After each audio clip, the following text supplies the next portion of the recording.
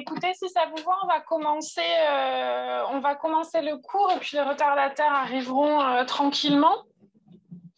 Donc, n'hésitez pas à me dire sur la barre de discussion si y a un bug quelconque au niveau de l'audio. J'essaierai de le regarder fréquemment.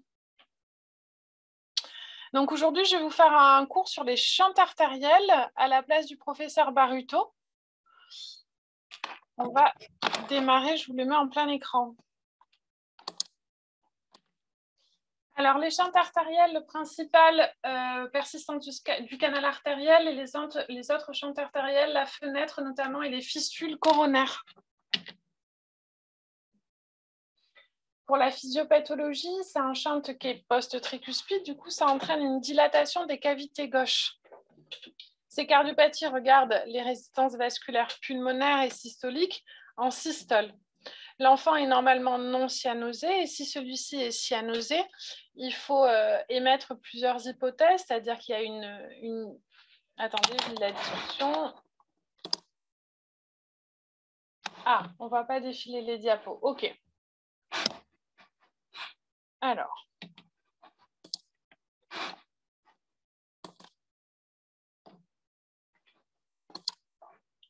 Est-ce que si je vous fais comme ça, c'est-à-dire pas le mode plein écran, attendez, est-ce que vous voyez quelque chose, les défilés ou pas?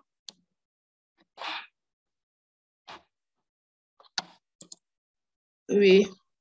Super, bah, du coup, on va faire comme ça. Souvent, le diaporama plein écran, il ne fonctionne pas, donc je vais vous faire ça comme ça. Donc, pour la physiopathe, je reprends. Dilatation des cavités gauches, cyanose, si vous devez penser à quoi? Les résistances vasculaires pulmonaires sont supérieures aux résistances vasculaires systémiques, dans le cadre notamment de l'HTAP, du coup, le patient sera cyanosé. S'il y a de l'OAP par hyperdébut pulmonaire, s'il y a des troubles de ventilation, donc là, c'est plutôt les poumons qui parlent, et bien vérifier toujours au niveau atrial si vous n'avez pas un shunt droit-gauche. Donc, on va commencer par le canal artériel, bien sûr, qui nous intéresse le plus. Donc, ce canal artériel représente 5 à 10% des cardiopathies congénitales.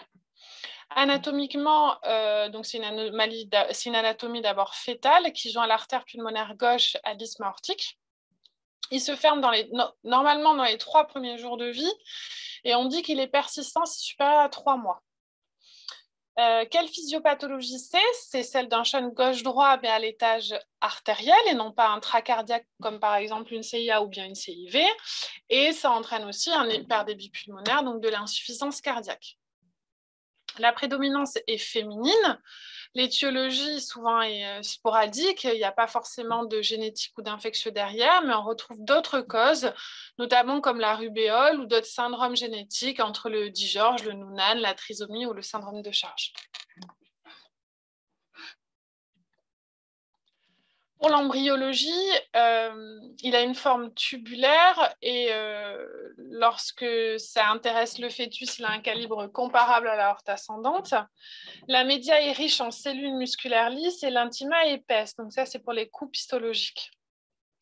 Pour l'embryologie, la structure vasculaire est dérive de la partie distale du 6e arc. Donc, le 6e arc, il est ici. Vous avez la formation du canal en bleu, dont la partie proximale forme l'origine de l'artère pulmonaire gauche. Donc, il va s'intégrer dans l'artère pulmonaire gauche lors d'une migration de la portion horizontale de la crosse aortique vers la région isthmique. Vous avez eu, je pense, pas mal de cours sur la physiologie et notamment la circulation fœtale. Donc, je vous en redis quelques mots. Cette circulation fœtale est bien sûr en parallèle et non pas en série. Ça, c'est après la naissance. Et on note 2 shunts fœtaux. Le premier, c'est le canal artériel qui va court-circuiter les poumons. D'accord. Et le foramen ovale perméable qui, lui, va permettre d'alimenter le cœur gauche. Ainsi, la circulation pulmonaire est à haute pression et la circulation systémique à basse pression. Et ça va s'inverser après la naissance dans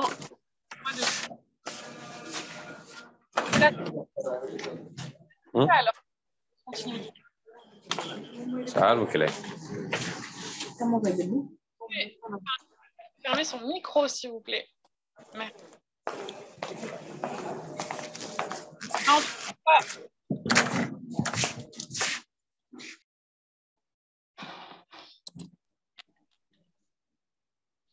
la naissance, on la considère comme une véritable épreuve d'effort, notamment après le premier cri ou la ligature du cordon. D'une part, les poumons aérés assurent les échanges gazeux. On a une baisse des résistances vasculaires pulmonaires et une augmentation des résistances vasculaires systémiques après la naissance, ce qui va permettre aussi la fermeture des shunts fœtaux. Par disparition du placenta, alors disparaissent donc les prostaglandines, par fermeture du ductus venosus et par fermeture de ces deux shunts fœtaux, donc du foramen ovale perméable, lorsqu'il y a une augmentation du retour veineux pulmonaire dans le jet, et fermeture du canal artériel.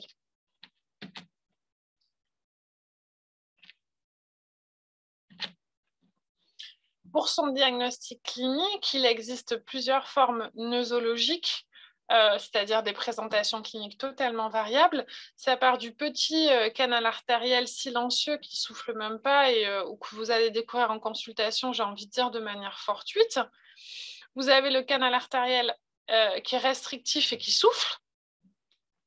Vous avez un canal artériel large symptomatique, responsable d'un hyperdébit pulmonaire pour que l'enfant soit symptomatique. Vous avez celui avec les résistances vasculaires pulmonaires élevées, et même si le shunt s'inverse, vous aurez un patient cyanosé. Et vous avez le cas particulier du canal artériel du préma. Pour la clinique, c'est un souffle continu sous clavier gauche à renforcement télésystolique, avec des pouls amples par vol diastolique et une pression artérielle diastolique qui est basse. Lorsque celui-ci est large, il entraîne un hyperdébit pulmonaire, donc selon l'importance du shunt, comme je viens de vous le dire. Le patient, les signes d'hyperdébit pulmonaire, je pense que vous commencez à les connaître, donc c'est les signes d'insuffisance cardiaque. On a un patient qui est en polypnée, qui est en sueur au tété, avec une difficulté de prise de poids. Le CG est quasiment tout le temps normal, la radio pulmonaire aussi, sauf dans les cas d'hyperdébit pulmonaire où vous retrouverez une surcharge vasculaire, plus ou moins périhilaire, et des signes de shunt abondants avec une cardiomégalie, forcément par dilatation des cavités gauches, et aussi des artères pulmonaires. Et on peut voir parfois des traces de calcification du canal à la radio. Donc là, on va passer à l'évaluation échocardiographique. Je vous ai fait une slide un petit peu pour vous donner à gauche les différentes coupes d'échographie à avoir. Donc, il faut savoir qu'il y en a 3 seulement. On va les détailler. Et ensuite, je vous ai mis les cut-offs que vous devez bien vous mettre en tête pour l'évaluation d'un canal qui est retentissant sur le plan hémodynamique et échocardiographique. Donc, on va détailler ça petit à petit. Pour les 3 coupes, je reprends des choses que je pense que vous connaissez à peu près tous.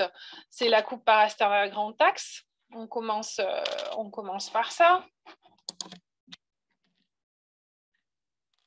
Ensuite, on a la coupe parasternale petit axe assez haute, notamment chez le préma, on va avoir tendance toujours à monter un petit peu plus vers le cou entre la parasternale petit axe et la suprasternale. Ok, donc pour avoir cette image en fait de trépied avec les artères pulmonaires et le canal artériel. Ensuite, vous devez obtenir la 3e coupe, qui est la coupe suprasternale, que normalement on essaye de regarder la crosse, et là vous devez évaluer absolument le canal artériel sur cette coupe. Donc en premier lieu, vous vous intéressez à la taille du canal, parce que ça va être déterminant, et à son anatomie. Pour regarder la taille du canal, vous faites la coupe parasternale petit axe assez haute, donc vers le cou, vers la crosse, et la suprasternale. Ce qui nous intéresse en écho, c'est le diamètre sur son bout pulmonaire. Donc là, c'est l'image à droite ici, donc ça c'est son bout pulmonaire. Là, on ne voit pas bien le trépied, mais en tout cas ici c'était bien le canal artériel. Pour le diamètre au bout aortique, on va plus le faire en salle de cathé si fermeture il y a en angio. et sa longueur. Donc la longueur, nous, on la calcule surtout en suprasternal, et vous l'avez ici entre l'embout aortique et l'embout pulmonaire. C'est toujours assez délicat à regarder en échocardiographie. Cette mesure, elle se fait en 2D ou en Doppler couleur, et vous devez toujours moyenner vos mesures à 3 fois. Et ensuite, vous devez essayer d'analyser un petit peu l'anatomie du canal. Pourquoi c'est intéressant? C'est surtout le cathétériseur qui va vous le demander, parce qu'il y a plusieurs formes, on va le revoir à la fin du topo. Donc, vous devez dire s'il est plutôt conique, tubulaire, tortu. On va revoir la classification par la suite. Donc ça évalue la taille du canal et son anatomie. Pour que vous ayez un petit peu des chiffres en tête, le canal artériel est dit large. Là, je parle des prématurés. S'il est supérieur à entre 1,5 et 2 mm, il commence à être quand même assez conséquent. Pour les non-prémas, il est petit quand il est inférieur à 2 mm, il est moyen entre 2 et 5 et il est large à plus de 5 mm. Donc là, bien évidemment, je ne parle que de l'écho. Et chez les 28 semaines, un diamètre supérieur ou égal à 1,5 mm dans les premières heures de vie est prédictif d'un canal artériel symptomatique.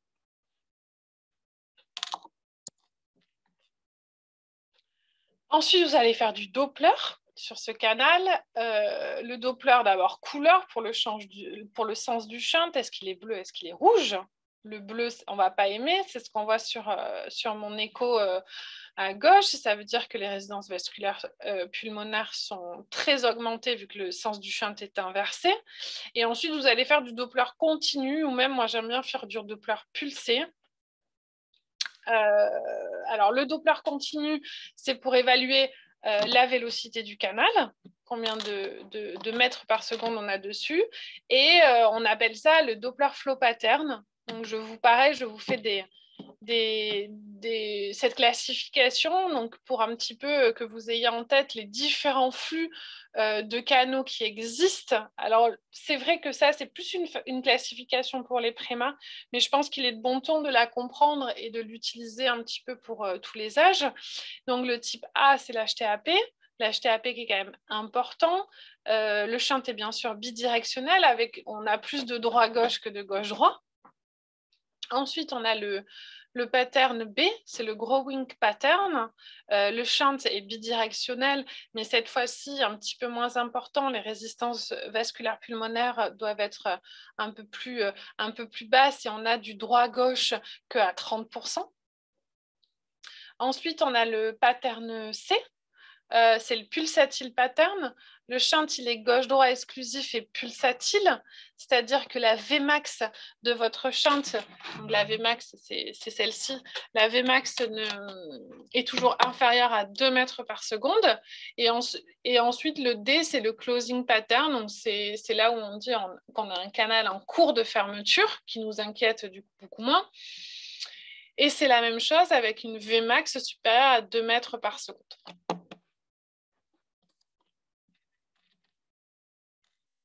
Ensuite, vous allez évaluer la surcharge volumique des cavités gauches. Vous allez faire le diamètre télédiastolique du VG qui doit être supérieur à 2Z score. Donc ça, vous pouvez le faire soit en TM, en parasternal grand axe, soit nous, on le fait sur la même coupe, mais en 2D. Voilà.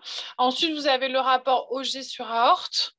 Que j'ai envie de dire peut-être le plus obsolète d'entre tous, mais on le fait notamment pour les prémas, s'il est supérieur ou égal à 1,5, voire 2.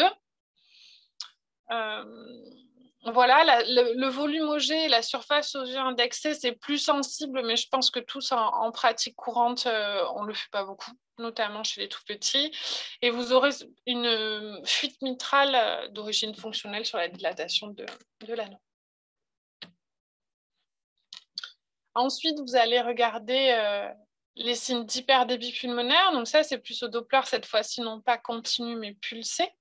Et vous allez vous placer directement dans l'artère pulmonaire gauche, plutôt en proximale qu'en distale, sinon il y a une perte du flux, de l'intensité du flux. Et là, vous allez rechercher, donc calculer deux critères. Le premier, la vitesse télédiastolique dans l'artère pulmonaire gauche. Donc, c'est celle qui est, je veux dire, la photo qui est en haut à droite. Donc, vous allez entourer, faire une trace dans l'intégralité de cette enveloppe. Okay. Et vous avez un canal qui est hémodynamiquement significatif si cette valeur est supérieure à 0,2 mètres par seconde. Ensuite, vous allez regarder la vitesse moyenne dans l'artère pulmonaire gauche et elle est significative si c'est supérieur à 0,5 mètres par seconde. De manière un peu moins, on va dire, pathognomonique, vous pouvez aussi évaluer en coupe 4 cavités l'importance du retour veineux pulmonaire. Alors ça, je pense qu'on est peu à le faire, mais l'onde E sur amitrale, si elle est supérieure à 1.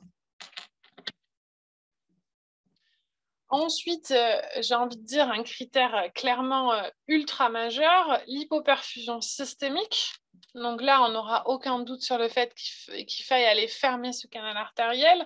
Donc c'est si vous avez une diastole nulle ou bien carrément un refus diastolique, un reverse flow, que vous voyez ici. Donc moi, je me place où? Je me place au niveau de l'aorte sous-ductale, juste en bas de l'isthme. D'autres font l'aorte abdo, l'artère mésentérique supérieure, l'artère cérébrale moyenne ou bien les troncs supraortiques. Donc ça, c'est pour votre évaluation échocardiographique. Ensuite, si on doit parler de l'évolution naturelle et des complications de cette cardiopathie, dans un premier temps, elles sont hémodynamiques. Donc, comme je vous le répète, c'est un champ de poste tricuspide, du coup, ça va avoir tendance à surcharger en volume les cavités gauches, à entraîner un hyperdébit pulmonaire et une insuffisance cardiaque. Si ce canal artériel, les résistances vasculaires pulmonaires sont très élevées, il y a ce qu'on appelle de l'HTAP. Si carrément elles sont tellement élevées, fixées, qu'on a eu une dysfonction endothéliale vasculaire pulmonaire, le sens du shunt va s'inverser, le patient va devenir bleu, et c'est ce qu'on appelle un syndrome d'Eisenmenger. Ensuite, on peut avoir des complications rythmiques, avec notamment des troubles du rythme supraventriculaire plutôt tardifs, par dilatation de l'oreillette gauche. Il existe aussi des complications infectieuses, des endocardites sur les petits canaux soufflants, ça existe. Donc c'est pour ça que même un canal artériel petit, restrictif, qu'on voit même à peine à l'écho, effectivement, s'il souffle, on va le fermer.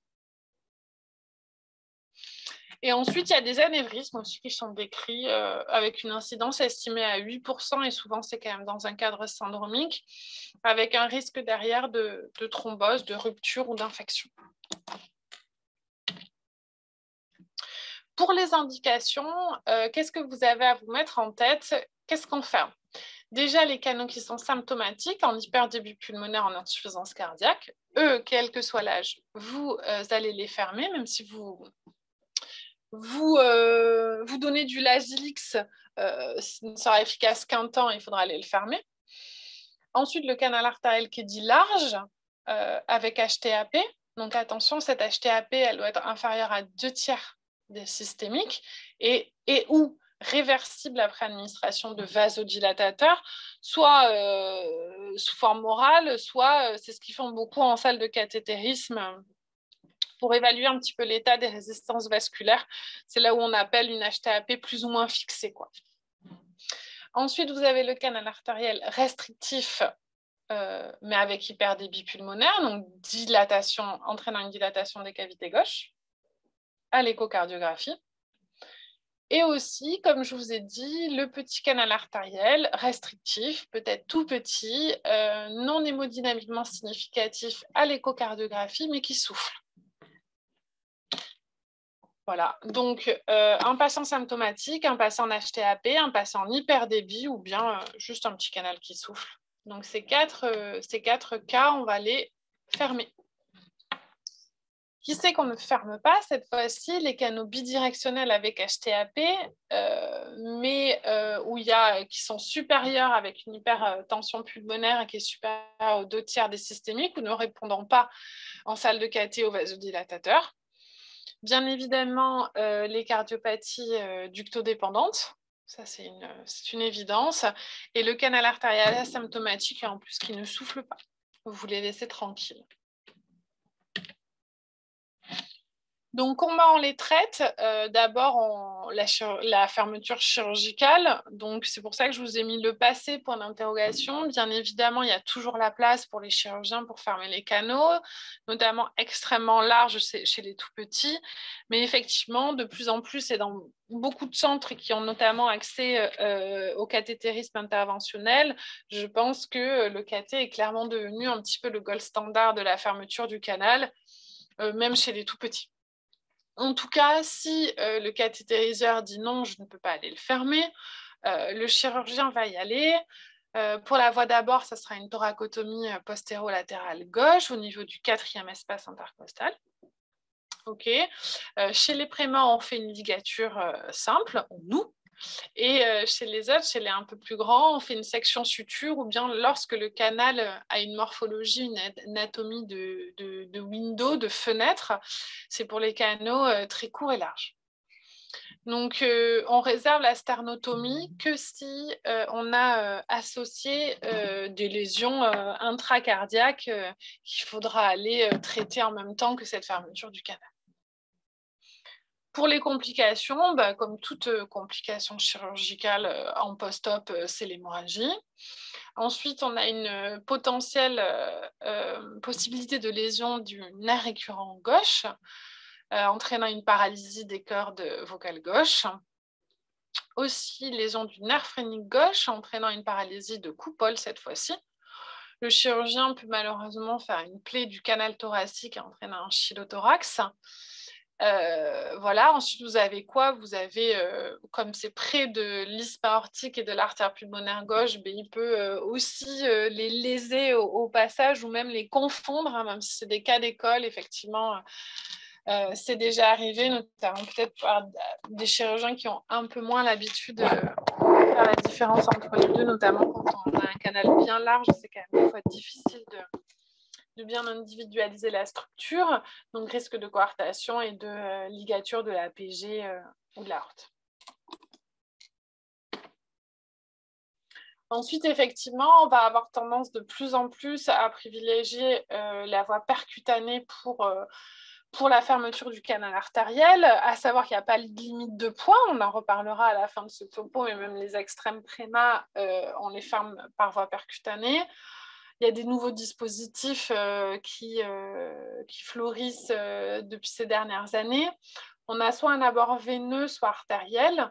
Donc, on choisit en fait un petit peu en fonction du type de prothèse. Donc, les occludeurs, ce que vous avez plutôt à gauche, les 3 premiers, ça sera un abord veineux. Et ensuite, les coils, qu'on utilise quand même beaucoup moins, ce sera un abord artériel. Donc, ça se fait en salle de cathé. L'avenir serait de fermer ça au lit par échocardiographie, notamment pour les prémas qui ont une forte déperdition de température, mais on n'y est pas encore, en tout cas en France. Et donc, on a deux types de prothèses, les occludeurs qu'on utilise beaucoup plus, ou bien les coils. Pour les complications, je pense que la plus redoutée, comme les images, c'est des complications d'abord vasculaires, notamment au niveau artériel, entraînant une ischémie de jambes, plus ou moins une amputation dans les cas les plus extrêmes. Ensuite, vous avez toujours un risque d'embolisation de prothèse, bien évidemment. Toujours regarder en post-op de fermeture percutanée 2 choses, de la crosse pour savoir s'il n'y a pas une image de coartation avec un débord de votre prothèse ou bien une obstruction de l'artère pulmonaire gauche. Toujours risque de chaîne résiduelle, que ce soit intraprothétique ou périprothétique. Donc ça, pareil, ne pas en avoir peur, hein, ça peut se résorber petit à petit. Risque d'hémolyse parce que c'est un corps étranger et risque d'endocardite parce que c'est aussi un corps étranger. Maintenant, j'aimerais vous parler particulièrement du cas du canal artériel du préma. Donc, ce canal artériel, il est toujours ouvert, il est dit persistant quand il est toujours ouvert après la 72e heure de vie, versus, je vous le rappelle, 3 mois chez l'enfant à terme. La prévalence chez le préma, il est quand même de 90% des 24 semaines, donc c'est juste énorme. 80% entre 25 et 28 semaines et 10% entre 30 et 37. Et le nouveau-né, pour les chiffres de prévalence, c'est 10% après J2. Quels sont les risques? Déjà, de base, c'est une augmentation de la morbimortalité x8 chez le préma de moins de 29 semaines, d'où une importance en fait considérable de la connaissance de ce canal artériel. À court terme, en moins de 72 heures, faire très attention à l'hémorragie intraventriculaire et aussi à l'hémorragie pulmonaire. À moyen terme, c'est les risques d'entérocolite ulcéronécrosante et d'insuffisance rénale. Et à long terme, plutôt le risque d'insuffisance cardiaque et de bronchodysplasie.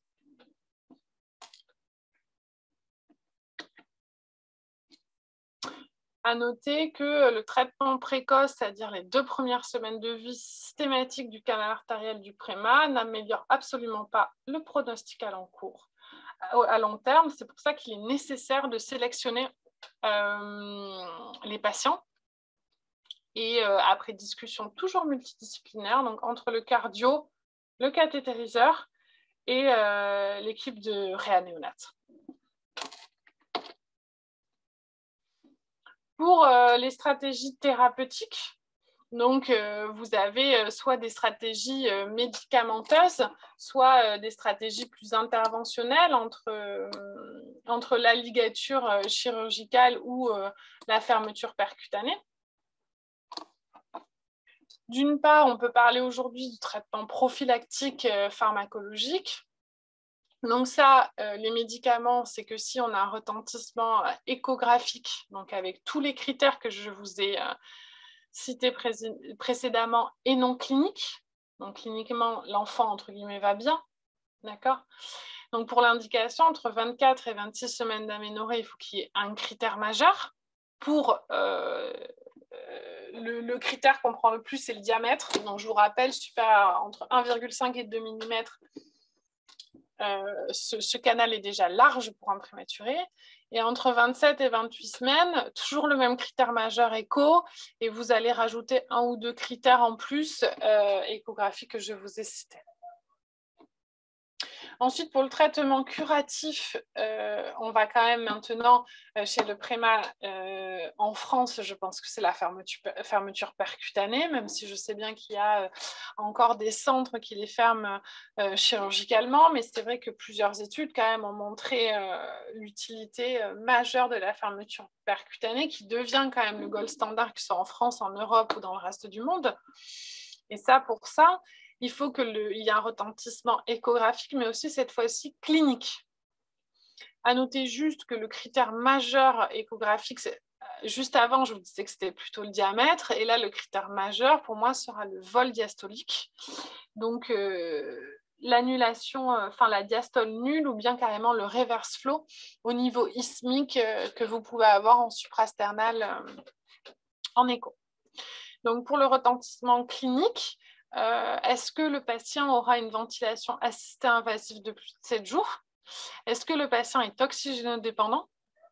Est-ce qu'il a un retentissement digestif, donc des signes d'entérocolite? Est-ce qu'il a un retentissement rénal, oligo-anurique, une créate supérieure à 100 par exemple? Est-ce qu'il retentit sur le plan hémodynamique, c'est-à-dire est-ce qu'il a un support par amine-dopamine? Et bien sûr, il faut toujours s'assurer de l'absence d'étiologie infectieuse à la persistance du canal, parce qu'on sait que toute infection chez le préma a tendance à ouvrir largement le canal artériel. Donc, on va passer, après échec ou contre-indication au traitement pharmacologique. Il faut savoir que le patient doit avoir quand même plus de 7 jours de vie et un poids supérieur à 750 grammes.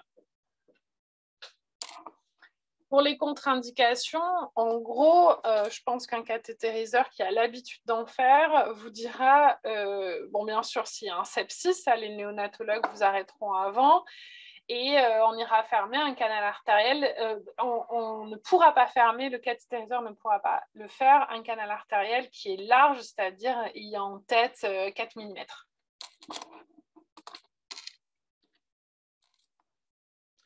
Pour le traitement pharmacologique, vous en avez deux, l'ibuprofène, bien évidemment, avec une posologie, je pense qu'on connaît tous, H0, 10 mg kg et H24, H48, 5 mg kg.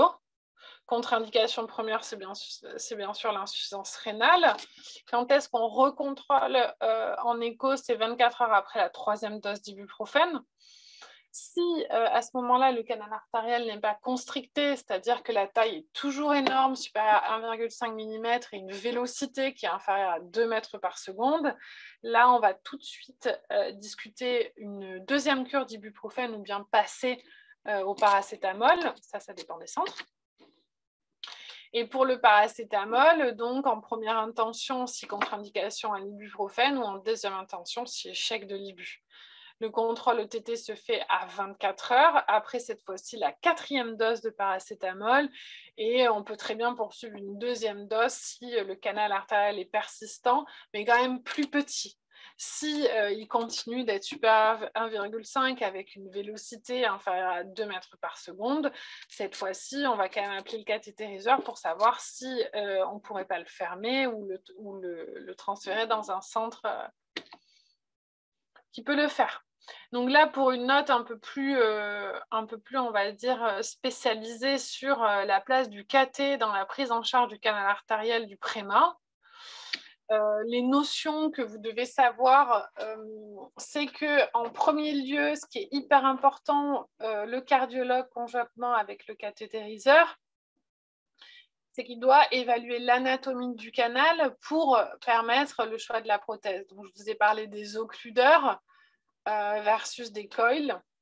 Voilà, donc pour le trajet de la sonde, c'est assez facile. Donc ça, déjà, c'est des vues de profil. Pour le trajet de la sonde, on va passer par voie veineuse fémorale, veine cave inférieure, oreillette droite, ventricule droit, artère pulmonaire. Puis on se faufile dans le canal artériel, histoire en fait de faire une petite injection de produits de contraste, où de plus en plus, notamment chez les prémas, on veut même plus, en France, pas les anglo-saxons, mais en France, utiliser des produits de contraste. On va tout faire sous contrôle scopique et écho. Mais en tout cas, là, c'est une petite injection de produits de contraste, juste histoire de voir l'anatomie du canal.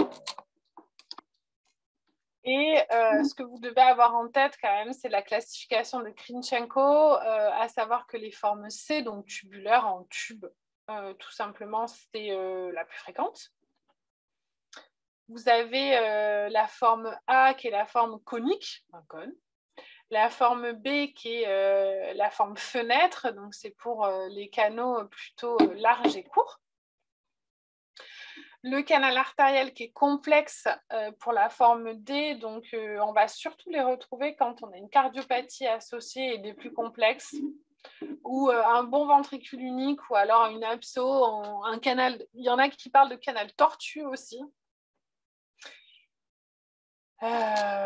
Voilà, et donc ce que vous conjointement avec le cathétériseur pour pareil discuter de l'anatomie du canal et du choix de la prothèse, vous allez devoir le calculer. Ok, donc là il y a deux paramètres importants. Donc là c'est le calcul du diamètre du canal, toujours au niveau le plus petit, jamais le plus grand, et plutôt sur son embout aortique. L'embout pulmonaire, vous l'avez plus en échographie, je vous l'avais dit au début du topo. Et ensuite, sa longueur aussi, vous pouvez la voir en sachant qu'une prothèse, vous avez à peu près 9 tailles de prothèse, et la prothèse doit faire 1 mm de plus que le diamètre minimal du canal. Donc, vous allez commencer avec une petite touche d'angio à calculer la longueur et le diamètre du canal. Ensuite, pour le type de prothèse, donc vous pouvez utiliser soit des plugs, soit des ADO2AS, donc les Piccolo, Voilà, donc il y a un corps central avec deux petits disques qui se déploient. Il y a environ 9 tailles différentes. Pour la procédure, nous, on va les évaluer en amont, en réanimation, avec une échocardiographie. On en discute tous ensemble avec le cathétériseur et les néonatologues. On intube le patient. Ensuite, il arrive, il est installé en salle de cathé. Donc là, voilà, il y a des petites photos pour vous montrer un petit peu la petitesse des patients avec tout le matériel plutôt gigantesque qu'il y a autour. Donc, le patient intubé est monté en salle de cathé. Il faut qu'il ait chaud. Donc, c'est pour ça qu'on utilise un Berger. On fait une antibioprophylaxie avant la pose d'un corps étranger.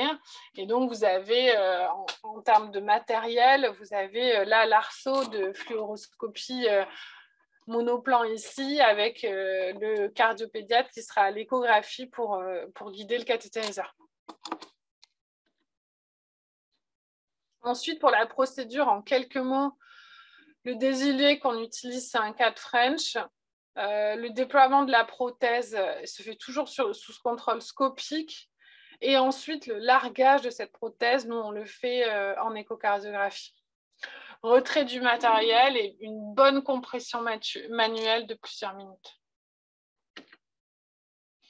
La surveillance, on réévalue que ce soit cliniquement et surtout échographiquement AH6, J1 au 1er mois, au 3e mois, au 6e mois et au 12e mois. Voilà. Et si tout va bien, assez souvent, on leur dit au revoir. À noter qu'on aime bien quand même, notamment les prémas, qu'ils aient un Doppler veineux de contrôle durant leur séjour avec nous, souvent le lendemain. Donc, c'est fini pour le canal artériel. Maintenant, on va discuter des autres shunts artériels assez connus. La fenêtre aortopulmonaire. Ensuite, on a aussi l'artère pulmonaire droite naissante d'aorte qui fait des tableaux d'HTAP majeur, cardiopathie extrêmement rare. On a la fistule périphérique avec la veine de Galien et hépatique, pareil, qui font de l'HTAP, et les fistules coronaires ou coronaro-camérales. Donc moi, j'ai choisi de vous en détailler deux. Donc la fenêtre aortopulmonaire et les fistules coronaires. Donc, pour la fenêtre, effectivement, c'est une cardiopathie qui est rare, 0,1 à 0,3% des cardiopathies congénitales. Embryologiquement, c'est un défaut de septation aortopulmonaire. Donc, c'est une communication, vous la voyez ici, et ici en couleur, c'est une communication entre l'aorte ascendante et le tronc de l'artère pulmonaire. En somme, quand vous avez un shunt massif, un patient en hyperdébit pulmonaire, souvent les fenêtres elles sont en HTAP++, que vous faites votre écho, que vous ne trouvez absolument pas une CIV hyper large ou un canal extrêmement large, il faut vraiment que vous alliez chercher une fenêtre. Le diagnostic différentiel, pour moi, c'est le troncus. Donc, comment vous faites la différence à l'écho? Le troncus, il y a une valve aortico-pulmonaire qui est unique. Donc là, si vous avez une valve aortique et une valve pulmonaire, par définition, c'est un troncus. Et ensuite, au niveau des lésions associées, il y a beaucoup d'anomalies coronaires. Donc essayez d'aller les regarder. Pour la physio, c'est la physio d'un large canal ou d'une large CIV, donc à shunt gauche-droit artériel, donc dilatation des cavités gauches et comme je vous ai dit, la forme, on va dire, où on les découvre, c'est à peu près, je dirais, 1 mois de vie. Quant à la baisse des résistances vasculaires pulmonaires, le patient s'inonde, il est en hyperdébit pulmonaire. Et il y a de l'HTAP majeur avec une maladie vasculaire pulmonaire d'évolution hyper rapide. Donc, c'est des patients qui fixent la résistance vasculaire pulmonaire hyper rapidement. Donc, on doit vite opérer. Ensuite, suivre de très près parce qu'il y a aussi des persistances d'HTAP les semaines, mois post-fermeture d'une fenêtre. Pour les découvertes tardives, Souvent, le shunt, il est restrictif, hein, ce n'est pas une grosse fenêtre avec un gros débit qui passe entre. On a un souffle continu de canal. Et le patient est peu symptomatique. Et pour les formes carrément dépassées, bah là, on les retrouve en consultation pour ce dont je vous ai parlé au début, le syndrome d'Eisenmenger. C'est que là, le patient n'est même plus symptomatique parce qu'il a, fixé ses résistances vasculaires pulmonaires, donc il n'y a même plus d'hyperdébut pulmonaire. Là, on est dans l'HTAP hyper tardif et ce qu'on appelle le syndrome d'Eisenmenger. Pour le traitement, il est uniquement chirurgical.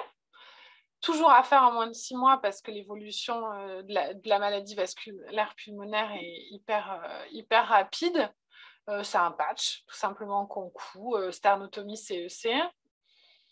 Et on pourra utiliser le mode percutané pour les shunts résiduels. Et donc, comme je vous ai dit, toujours regarder, surveiller l'HTAP en post-opératoire. Donc ça, c'est la fenêtre. Et ensuite, vous avez les fistules coronaires. Donc là, je ne vais pas parler de la petite fistule qui se voit hyper souvent, qui est une fistule coronaire, mais entre les coronaires et l'artère pulmonaire, les toutes petites restrictives qui font de mal à personne, qui sont tout gentilles et qu'on ne touche pas. Là, je parle de la vraie fistule coronaire, qui est une anomalie qui est extrêmement rare, donc 0,002% de la population générale, et 0,2 à 0,4% des cardiopathies congénitales. L'anatomie de ces fistules est hyper importante, donc on va les détailler en fonction du site d'origine, du segment d'origine et du site de drainage où elles se drainent. Pour le site d'origine, les plus fréquemment retrouvés, c'est ceux qui partent de la coronaire droite. Ensuite, il y a celles qui partent de l'IVA et ensuite de la circonflexe. Et pour le segment d'origine, à savoir si les proximales, donc ça c'est les types A, ou bien s'il est plutôt distal dans la coronaire, et ça c'est le type B. Et ensuite, on regarde où il se draine. Donc là, c'est pour ça que c'est une analyse quand même échocardiographique qui peut être toujours assez complexe, parce qu'en fait, on en voit c'est d'une rareté extrême. Donc pour les sites de drainage les plus fréquents, c'est 24 sup, oreillette droit ou sinus coronaire, entre 40 et 60%. Ensuite, entre 20 et 40%, c'est directement, elles se jettent dans le ventricule droit. Ensuite, 10% dans l'artère pulmonaire. Celles-là, elles sont plutôt petites et souvent, elles ne sont pas bien méchantes, bien que. Et ensuite, 5 à 10%, c'est les cavités gauches. Cliniquement, comme les deux autres, vous avez un souffle continu. Un patient qui peut être en insuffisance cardiaque, c'est quand même, soit chez le jeune, je vais dire que c'est une découverte un peu fortuite sur une consultation de souffle. Et chez le plus vieux, effectivement, ils peuvent être largement symptomatiques, donc une symptomatologie d'insuffisance cardiaque. À l'écho, vous êtes content, vous avez fait votre diagnostic de fistule. Il faut toujours regarder les lésions associées. L'hémodynamique, les pressions pulmonaires, attention bien évidemment à l'HTAP, et la cinétique segmentaire et globale, évidemment, on parle de coronaire, donc on peut avoir des signes d'ischémie. Pour les examens complémentaires, nous on fait à chaque fois une épreuve d'effort, un coroscanner pour l'anatomie, plus ou moins une IRM de stress pour savoir à quel point, parce que c'est toujours quand même des discussions au staff médico-chirurgical, voilà, assez important. Donc, on peut être amené à faire une IRM de stress pour statuer du caractère ischémique. Pour l'indication de fermeture, qui on ferme, lesquelles on ferme, donc les fistules moyennes ou larges et surtout symptomatiques avec des signes d'insuffisance cardiaque et ou d'HTAP. D'HTAP peu sévère bien évidemment. Donc on regarde quoi? La surcharge volumique significative, notamment des cavités gauches. Est-ce qu'on a des signes d'ischémie myocardique avec vol coronaire? Donc regardez bien, faites bien un ECG. Est-ce qu'il va avoir une dysfonction ventriculaire avec une cinétique segmentaire ou globale altérée ou une dilatation anévrismale, tout comme la maladie de Kawasaki, on les ferme en prévention d'une endocardite ou carrément d'une rupture. Pour la thérapeutique, moi je dirais qu'en premier, on va laisser place au cathétériseur. Celle-ci se fait par rapport à la fistule, soit par voie antérograde, soit par voie rétrograde. C'est eux qui choisissent en regardant l'anatomie. Et très souvent, on va fermer même les différents pertuis. Donc, c'est vrai que c'est une intervention qu'on peut faire en plusieurs temps avec des coils, souvent des plugs ou des occludeurs. On peut la fermer chirurgicalement de manière conventionnelle, soit par ligature épicardique, soit par suture endocardique. Voilà, donc j'ai fini mon topo. Je vous souhaite un bon courage à tous. Et puis, écoutez, posez-moi toutes les questions que vous voulez. Je vois qu'il y en a une devant un canal artériel persistant, petit mais soufflant. Est-ce qu'il y a un âge idéal d'intervention? Non, nous, on les ferme à n'importe quel âge. Voilà, les petits, les grands, tout le monde en prévention de l'endocardite.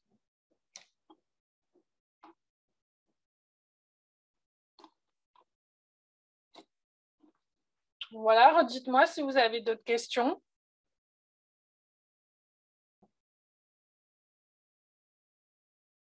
Donc, une autre question, comment faire la différence entre canal artériel type B et fenêtre?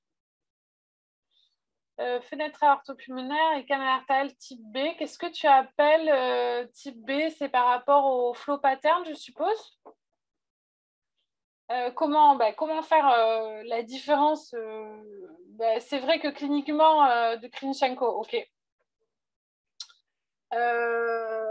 En fait, c'est la position. La fenêtre aortopulmonaire, elle est plutôt... Attends, je vais te remettre, même si vous allez avoir mon diapo. Je vais te remettre la classification pour que tu comprennes un peu mieux. La position de la fenêtre, elle est au niveau de la aorte ascendante. Ok, soit elle est proximale, donc près des sinus, ok, près des valves, quoi. Soit elle est distale, c'est-à-dire, on va dire, le plus proche possible du TAVC. Soit elle est totale, donc sur l'intégralité de ton aorte ascendante et bien sûr communiquer avec ton artère pulmonaire. Ton canal, une position de canal, ça va être au niveau de ton isthme, en fait, juste en bas de ta sous-clavière gauche. Voilà, donc c'est deux positions totalement différentes. La fistule coronaro-camérale VD augmente ton QPQS, tout à fait. C'est un shunt artériel, donc il augmente ton QPQS. S'il vous plaît, qu'est-ce qui fait qu'une vitesse télédiastolique sur l'APG supérieure à 0,2 est évocatrice d'un hyperdébit pulmonaire? Tout simplement parce que tu as un flux qui est augmenté dans tes... Enfin, c'est tout bête, hein, dans tes artères pulmonaires. Et nous, le cutoff qu'on a, après, ce n'est pas le nôtre, hein, c'est des études diverses et variées sur l'évaluation échocardiographique du canal artériel, notamment chez le plus petit, chez le préma. Nos cutoffs, c'est 0,2 et pour la moyenne, c'est 0,4, 0,5.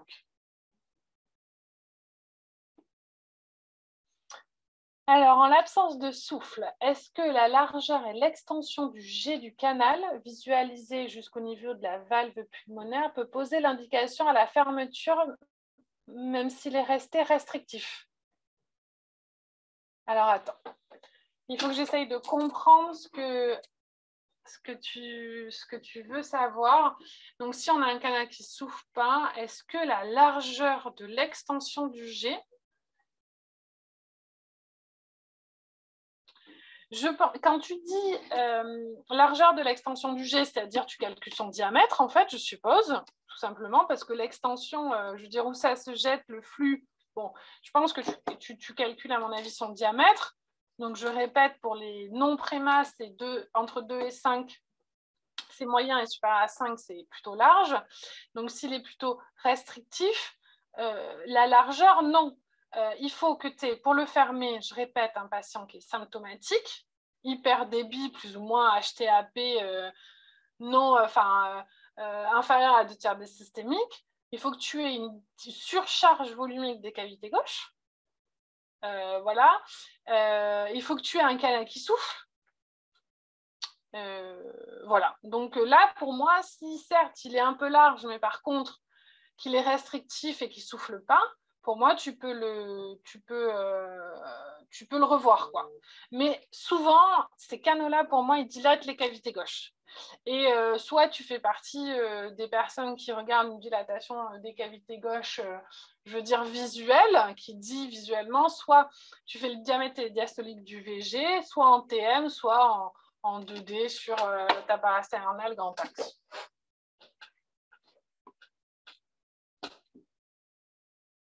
Ben, merci à vous, je suis contente que ça vous ait plu. Vous aurez mon topo. Et puis surtout, bon courage pour l'examen qui n'est pas facile, mais c'est une belle spé. Donc voilà, bon courage à tous.